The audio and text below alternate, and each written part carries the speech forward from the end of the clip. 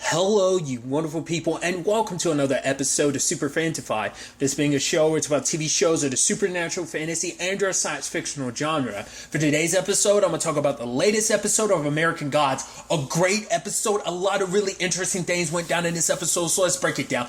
Let's start off with Shadow's side of things. At first, I was thinking okay, when we pick up your Shadow, he's going to be Jacksonville, but we find out he's back in Lakeside, and the look on his face, I was like, oh, what he found, he didn't appreciate. It wasn't good. And so obviously he's running into the town. He's got this very morbid look about him, oh, this isn't good. And he goes to Marguerite, and it's oh, we need to talk. But then something happened. We find out Derek's dead. And the moment he's dead, it's you figure, oh, he had to have been set up. Because it's someone staged this to make it look like a suicide. It had to be because Derek didn't do anything. He didn't have anything to do with Allison. But then, later on, they find Allison's jacket in there. It's yeah, he's definitely being set up. And even Shadow's yeah, something's not right. Because he even says it later on, Chad, you and I looked in his eyes. Derek wasn't a killer. And obviously, Marguerite's there for the story. But Chad's yeah, just give me some time. This just, it's not easy. Because Derek was just alive. He was no, it doesn't, for him, it didn't make sense either. Because it was kid hadn't missed a day of school. So, it'd been some time since their last situation, so it's he was going to therapy and stuff like that. I think it was more so probably about the klepto stuff of stealing it. I don't think it was necessarily about the fact that he liked women stuff. I think it was more so probably about the need to steal stuff. I think it was probably just to help him kind of be a lot more accepting of himself too. Maybe, I don't know. I hope it wasn't just a thing of oh, you're going to therapy because you like to dress up like women's clothing. I hope it's not just because of that. But regardless, so. Also, what was interesting is Anne-Marie was the one that suggests, at the council meeting, it's they were trying to decide whether or not they were going to cancel the festival, but Anne-Marie was it's for the kids. The moment that came up, I was okay, yeah, Anne-Marie's, yeah, her wanting to keep this going doesn't make any, because even he was yeah, shouldn't we just found Derek dead, shouldn't we just kind of postpone this? And then eventually, it's for him, it's something's not right here. It's now Derek, Allison is something's happened to the kids in this town. And the reference is Sandy. She's what's this got to do with Sandy? It's I went to Jacksonville, I went to Florida to check on Sandy. And I talked to your ex, Darren. Sandy never showed up there. So it's something's going on, maybe. But obviously for Marguerite, it's that's what gets me up in the morning, gets me to drop Leon and off to school or whatever, be a mother for him, just get up out of bed. It's it's kind of my business. It's none of yours to get involved in. Obviously, Shadow was just trying to help, but, he might have caused more problems. But because for him, he's you deserve to know the truth. And it's but it's also, who are you to kind of make that decision for her? It's springing this on her. It's she never asked you to look into this, but obviously it means a lot to obviously even Sam and obviously Marguerite, but Marguerite's upset.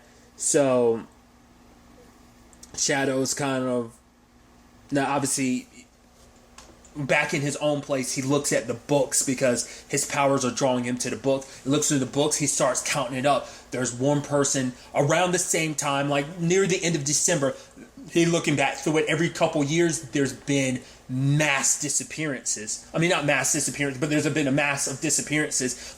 One kid about every couple years has disappeared. And obviously it's not sitting well with Shadow. And then all of a sudden, later on when he's at the festivities, he looks at the statue and the coin. And he pulls the coin out of the ice statue and remembers it pointing him towards the car. He was the car. Lo and behold, that is in fact where the bodies are. His visions were trying to tell him that ahead of time, but he just wasn't quite catching on. And sadly, he goes and checks and ends up finding Allison's body in the trunk. I was almost halfway expecting someone's going to try and knock you out, put you in the trunk, and wait for the car to sink. Because the moment that happened, I was right, the cars sink. That perfect way to cover the body, because it's oh, the whole town literally makes bets on when the car sinks. So, but yeah, Allison's body was back there. It's not a thing of she was unconscious. She was already dead, so there was no saving her. But the car sank, and then at the bottom, Shadow sees all the cars, and he sees all the souls of everyone, including I think one of the people he sees, I don't know if that was Sandy. I think it was Derek, but I think he sees Derek. He sees Allison's souls, and as he's trying to rush to get to the top, he sees the three goddesses that help Bilquis. So there's a connection on that front.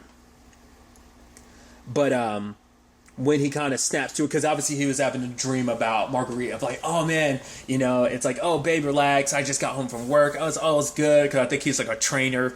And it's oh, there's a baby crying, I'll check on it. But it's what Shadow wanted. Like he's never had that normal everyday life. His life has never been really the most normal. Obviously, him and Laura never had the most normal relationship, but obviously his life has become far from normal, and that's a sad thing. And I figured that's what it was going to be like. At the end of the day, that Shadow was never going to be able to have a normal life. You're not normal. You're the son of Odin. There was never going to be a chance of, especially with this whole situation of just kind of, you know, because it was really interesting, like the whole Vegas, he wakes up and it's like, we haven't gotten a reveal yet, but I'm like, come on, it's you, Anne-Marie. I know it, and it is. Because that was what I was wondering too. Like I said, it's just something about Anne-Marie didn't sit right with me, and I've just become more and more suspicious of her every episode. Especially, was it last episode, I want to say, or maybe the episode before last, Marguerite pointed out the fact is that Anne-Marie owned a lot of stuff in town, even the building they're living in. I'm like, oh, there's something ain't right. Like, she has too much control of this town. So I didn't know whether it was a situation that she was a god or whether she was making sacrifices to a god. And it turns out that's what this kind of is. It's like, by making sacrifices, this town is able to keep its prosperity. It's a situation of, it's not that hard to figure out. She's like, the fact is, if they wanted to figure it out, they could, but no one wanted to. Because even Shadow brought all those names to Chad, but Chad didn't want to listen because it's like,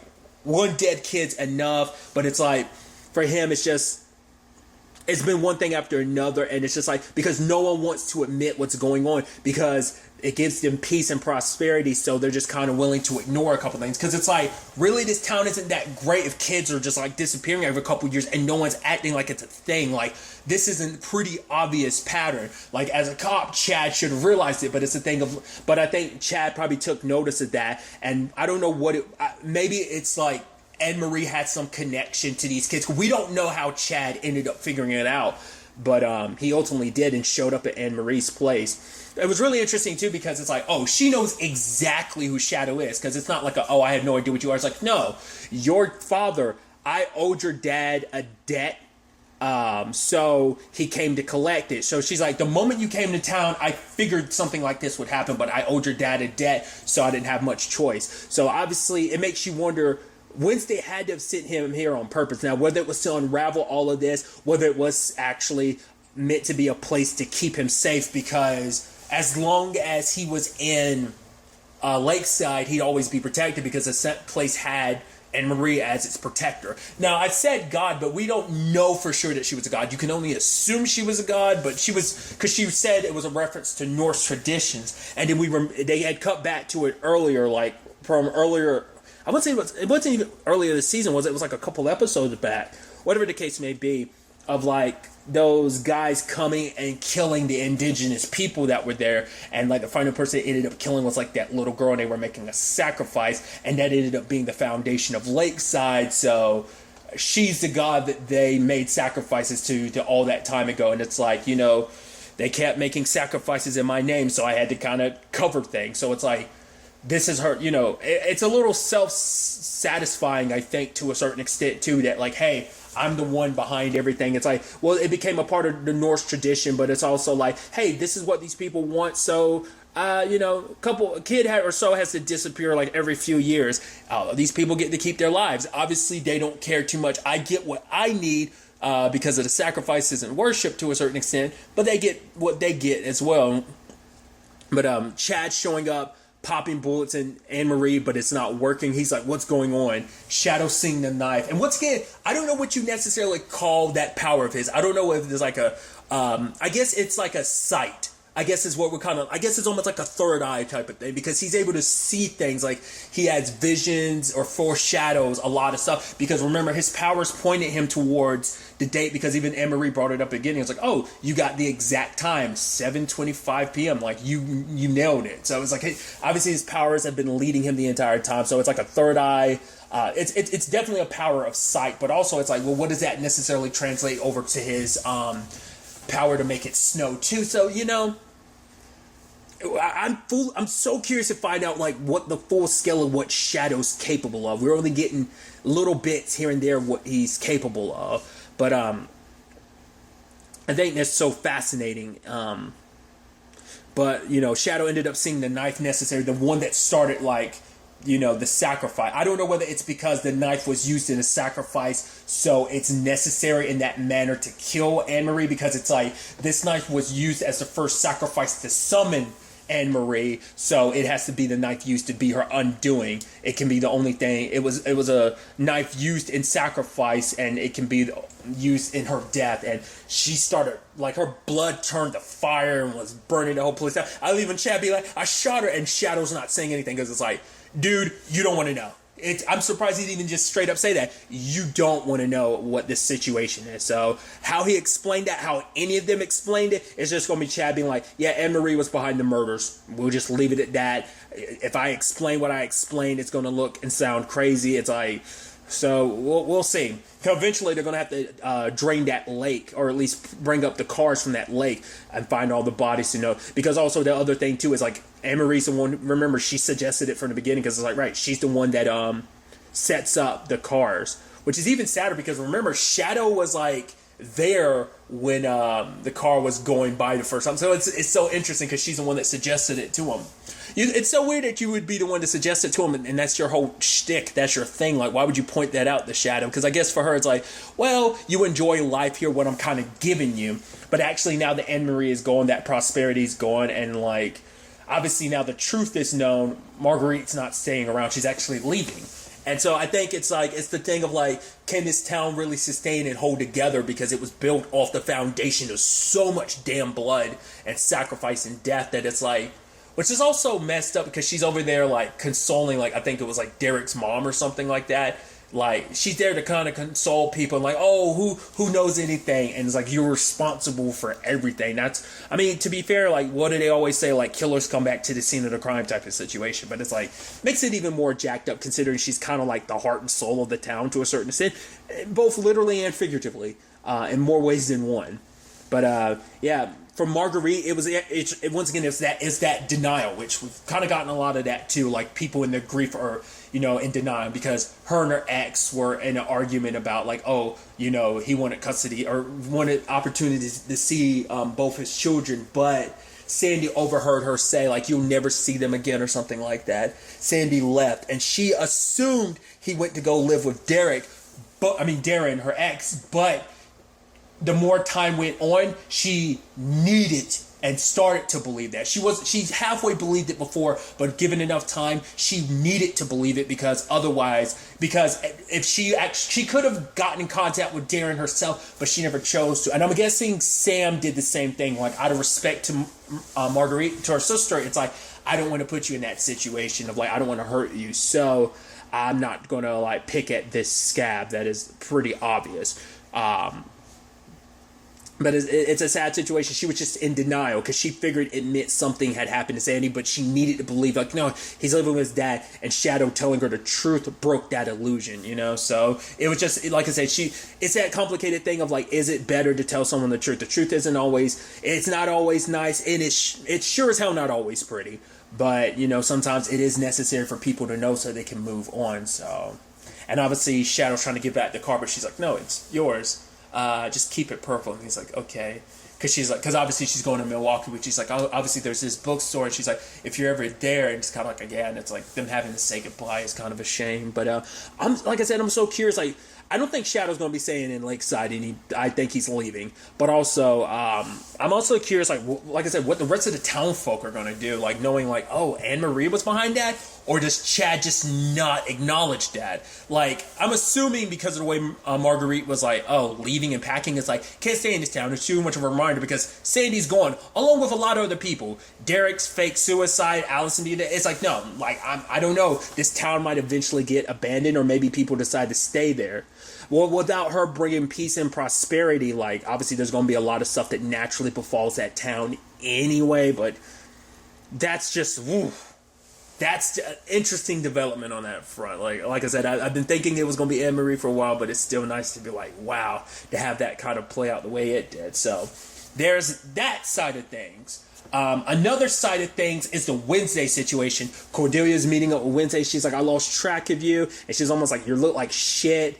Like, he's like, yeah, we got to go to Chicago. And she's like, you need to sleep. He's like, I'll sleep when I'm dead. And it's like, I don't know whether, like, it's hard to say what hit, because last time we saw him, it seemed like, hey, I'm on top of the world.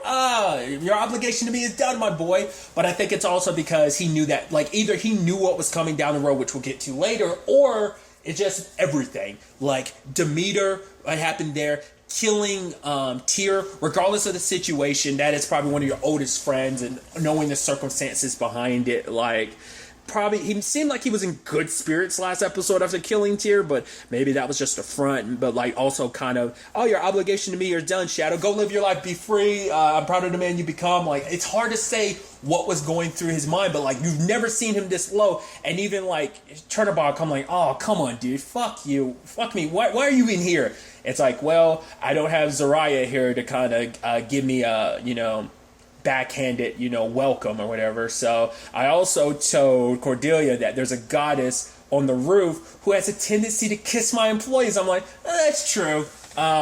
She was just literally talking about, oh, can there be a woman that likes me or loves me for my mind or something like that? Is kind of what she was insinuating because of the whole shard thing. But what was really interesting is when Wednesday was like, yeah, I want to talk peace. And you're like, even Chernobog's like, what? Even I'm like, what? You've literally been gunning for this war for the past 2 seasons. Just like that, you're like, nah, I want peace. What the? All the death and carnage you've caused for this war? The manipulation for this war? And you're backing out now? Why?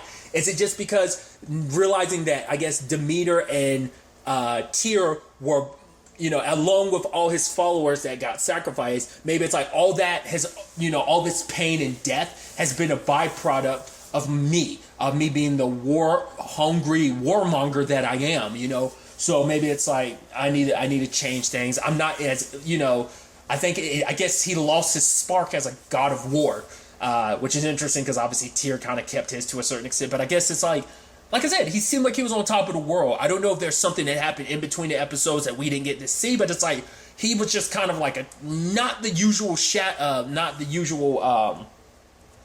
Odin. So it's like, what the hell happened to you, Wednesday? And then obviously like Chernobog was kind of like, no, bump that. I'm not going with you, because he's like, I want you to be my second hand when I have these meetings. And I'm like, you want him? Anybody want Chernobog to be your right hand during the peace talks? Okay, dude, do whatever you want, I guess. But Chernobog's talking to Zarya because obviously, both of them kind of lost their shining star, the guy to guide them. And obviously, he gets assigned and he's like, oh, Zarya. And then ends up being assigned for Shard, which obviously related to the new god, so it pissed him off.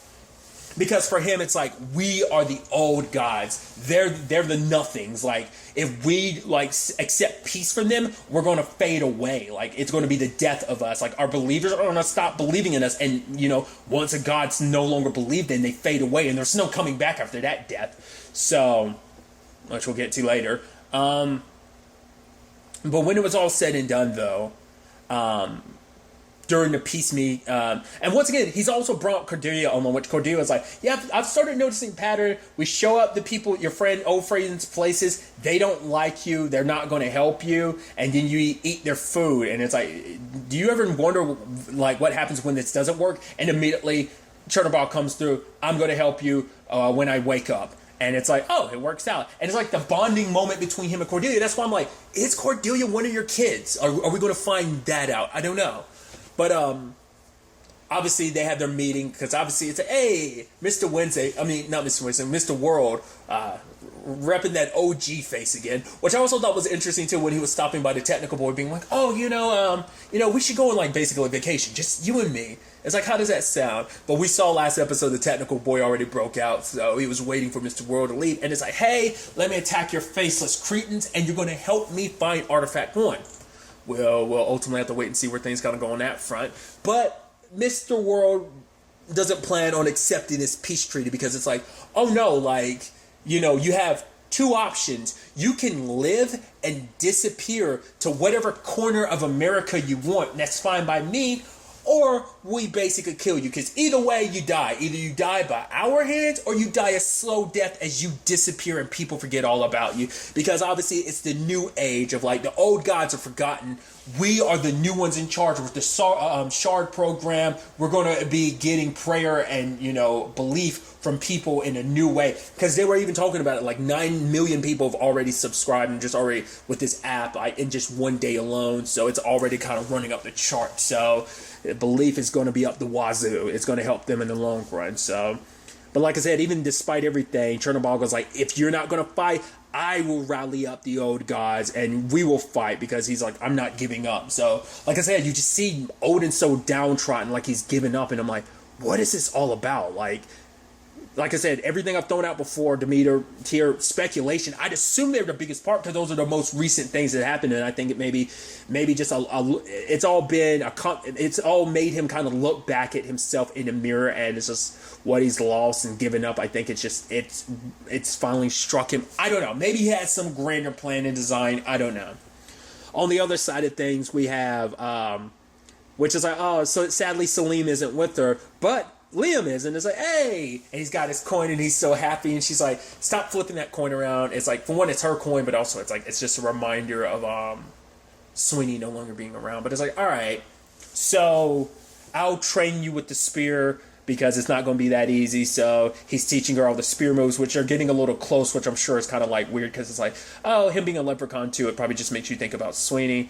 But the spear doesn't work. And for her, it's like, well, you should just be off to Vegas with your luck or whatever. Because for her, it's like, I need to make this happen because, well, Salim and Shadow are going to die. It's not just going to be my life on the line. It's like, I kind of fucked up, and now their lives are on the line because of me and my big mouth. So Liam's like, all right, fine. Here's the coin. The spear will always hit the shot. So she does her thing. All right, so ready to kill Wednesday tomorrow. But for Liam, it's like, you have to start thinking about tomorrow, because she's so focused on killing Wednesday and nothing beyond that, because it's like, he's like, you'll make it out of this life. Which at first I loved that she's like, yeah, like, so let's just have sex, I want to feel someone want me. But in that moment, it's like, no, I can't. This is a bad pattern for her, because also it's like, anytime I've had sex with anyone, it's just usually because I'm nervous, or I just want to feel that emptiness a little bit, to fill that void inside of her by feeling anything with it. And it's just like, no, especially because she ends up bringing something up, interestingly enough, of like, all right, the last time she had sex as a living person, as a dead person, the last time she had sex was, interestingly enough, was Sweeney. But the last time as a living person, it was like, right, the friend that you were cheating on Shadow with. It's like, ugh. So for her, I think that's what makes it even more like, so she's trying to she's trying to change. But she'd even talked about the fact that when she was younger, she used to be in the pews like they are in that church they are in right now, praying for God to be real, for magic to be real, for her to be special. But now for her, she realizes they're shackles, kind of like, it's not all real, because they're all shackles, because you're kind of binding yourself, like, religion, destiny, and all that. There's just shackles, like, and all she wants is real freedom. But for him, it's like, just think about what you want for tomorrow. Like, bowling. It's like, oh, maybe we could go bowling. Or get tattoos, It's like, you're focusing on this one thing too much. You got to think about, there's more to life. You got to think about the afterwards. And she's like, yeah, you're right. So, she was kind of stuck on that. So I'm curious, will there ever be anything between them? Especially because the whole thing of like him being like, oh, I'm just fine. She's like, all right, you're actually fucking handsome. Is that what you wanted me to say? Well, you're fucking attractive is actually the exact wording. But lo and behold, everything going down. The moment Wednesday start coming downstairs, I was like, is it about to be now? And it's like, yep. She's like, fuck her. And she grabs the spear. She's got the coin in hand. The dark cloud form over, because it's supposed to keep her from seeing. It was Chernobyl doing that.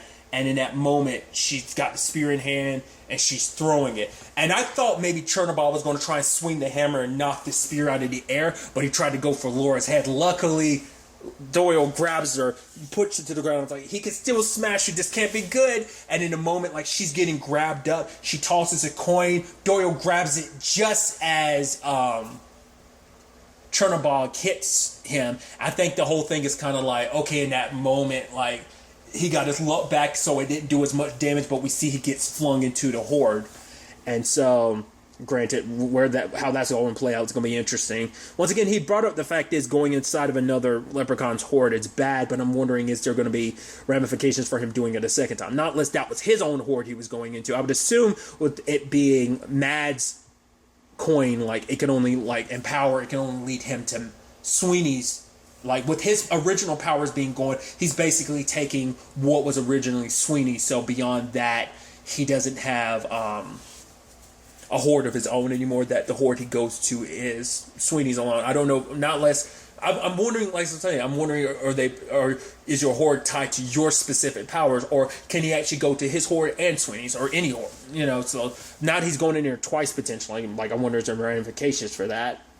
But the spear goes flying through, and I was like, is Cordelia going to step in the way or something like that? But it's like, it's too fast. And just Wednesday doesn't fight it. It's just kind of like there and accepting it, and the runes light up on it, and it kill him. Because obviously that spear, it killed Sweeney. You know, Shadow used it, accidentally killed Sweeney. The spear was also destroyed in the process when you raised it against your other son, Donar, so for it to kind of come back and strike him like that. Like I said, I don't know if it's part of the plan or what, but in that moment, like, the storm clouds go away and it gets sunnier, and, you know, we see Wednesday dead, and Shadow feels it, and in that moment, both of the crows land behind him as things get brighter outside. So part of me wondering, like, is that what the visions have been about? Like, is that what Wednesday's been banking on? That, like, either he kind of given up hope, but maybe that's what this destiny is, that Shadow's going to follow in his father's footstep and go, all right, you know, despite it being Laura, it's like, yeah, it was the new gods that wanted my dad dead, and now his dad is going to be the martyr, and he's going to rise up. And I think maybe Cordelia is going to be by his side, so Cordelia might be, like I kind of thought, Cordelia might be the other half that he's looking for, like Bilquis would suggest, was told about. We'll see. But in that moment, I think that's kind of supposed to represent that this is going to become his destiny, like taking over, leading in his father's stead, becoming the leader of the old gods versus the new gods, that this is his destiny to put an end to them, stomp them out. Maybe not. I don't know. Like, this might be just in that moment becoming the new All-Father. It's kind of potentially what they're, I don't know. And this could be the route we take to unlocking what Shadow's fully capable of. We still got 2 episodes left in this season. Once again, if I'm not mistaken, I believe it is 11 episodes. But I'm so curious to see how this is going to play out. Because would it seem like Laura got kidnapped at the end? I'm assuming that was like the new gods grabbing her up. For what purpose? I don't know whether she's going to be bait to draw out Shadow now.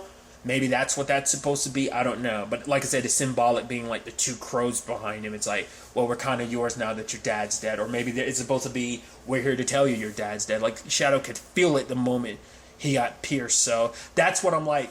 Because that's also the thing, too. Once again, when a god dies, it's permanent death. I don't know whether Gungnir in itself can be a perma death. But if a god doesn't have anyone believing in him, followers, most of his followers were killed by Tyr. But let's not forget, like, Shadow, he needed Shadow to believe in him in the first place so that he could eventually reveal the Shadow and have Shadow find out, oh, you need to come to this in your own, also learning who you, and figuring out who you really are. You're my son. So I'm wondering, can Shadow be the one to bring him back in his belief? Like, maybe him and Cordelia together, their belief in him might be enough to bring him back, or maybe it's not enough. So obviously Chernobog's all about, like, oh, like, obviously for him it's like, I'll get revenge. He's probably going to be dead set on killing Laura because she's the one that actually threw the spear. And also, which that's going to be complicated when Cordelia finds out. It's like, wait, that was your wife that did that? Yeah. Well, ex-wife, so that's probably going to get complicated. So many questions. I'm really excited to see where the hell this all ends up taking us. I just figured it wasn't going to go the way Laura thought it would. It actually did. Granted, who knows, like I said, what the new gods have planned for her in the long run. Granted, you also have, like I said, the technical kid plans of his own, finding Artifact 1 and what that means. Maybe he'll go solo. Maybe he'll even decide to join the old gods against this just to spite, and, you know, just to spite Mr. World and give him the deuces, you know, flipping the bird. I don't know. I'm really excited to see where everything ultimately ends up taking us going forward into the next episode. But really, that's all I want to talk about. So the next time we meet, be happy, be safe, live life to the fullest, and enjoy it. good day, and goodbye.